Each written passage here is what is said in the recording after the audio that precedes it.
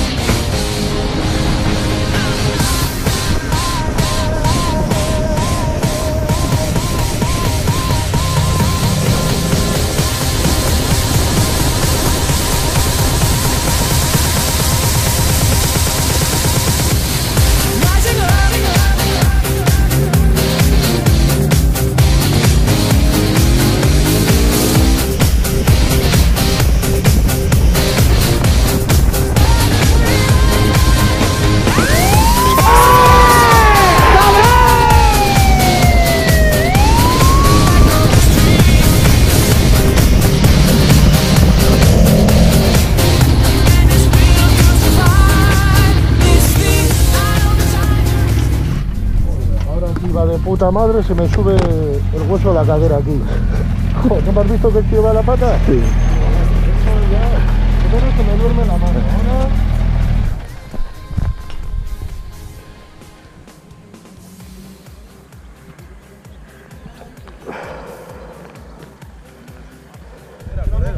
Ha sido de puta madre, ¿eh? Sí. Iba muy bien.